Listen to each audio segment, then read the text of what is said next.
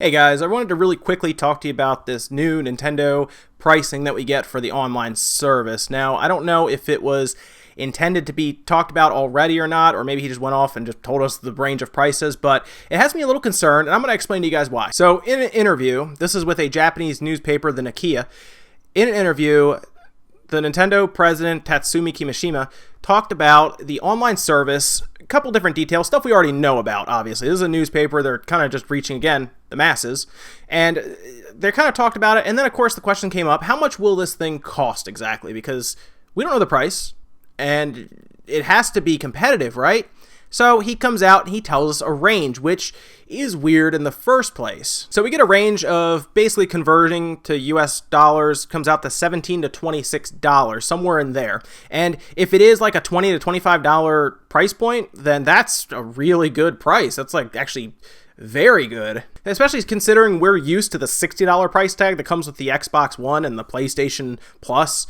And to have a price like that at $20 to $25, that's a massive advantage. Honestly, compared to that, that's while that's not free, might as well be free. I mean, that's $20 a year. That's less than $2 a month. Like, that's something that most of us will pay without even thinking about it because it's a $20 charge for the entire year. It's really not that much. But here's where it kind of concerns me. I'm going to explain this to you. Now, the fact that we get a range and not a straight up price, and I just don't think Nintendo actually knows what their final price is right now. We get this range of $17 to $26, and I'm concerned that he has spoke too soon about the pricing before we actually figure out what it's going to cost them. Now, of course, in other interviews, Nintendo has talked about doing things like setting up servers for private servers, different things like that to try to keep dedicated servers, try to keep lag and ping and stuff down across the board for games like Smash, which really needs it, obviously. Any fighting game really does.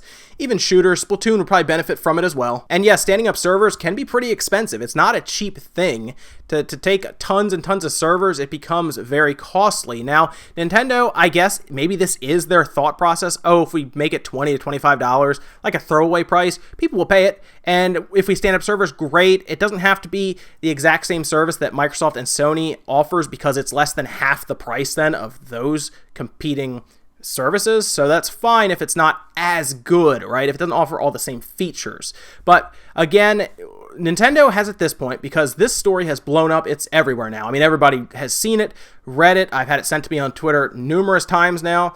The issue here now is that if Nintendo realizes that it's more costly than $17 to $26 to charge us for, and they have to charge more, let's say they have to charge $30 to $35 more, while it's not going to kill their service, it's going to make it look really bad because now we have an idea. We have a precedence has been set for what we think the price will be.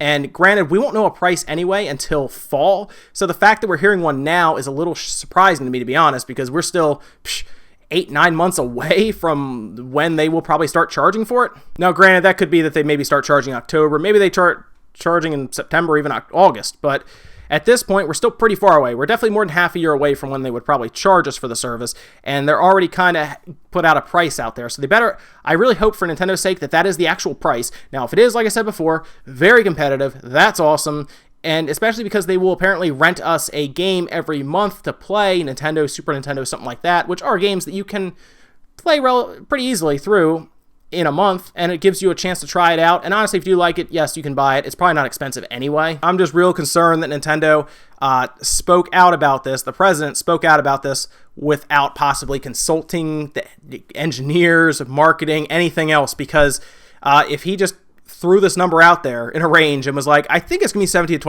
$26. You're the president of Nintendo, so I really hope it's $17 to $26. I'm predicting now that it'll probably will be around $25 a year, which is great. That's a little more than $2 a month. That's like nothing. Most people spend a lot more money than that, obviously, on other things. So, I mean, even Netflix is more expensive than that.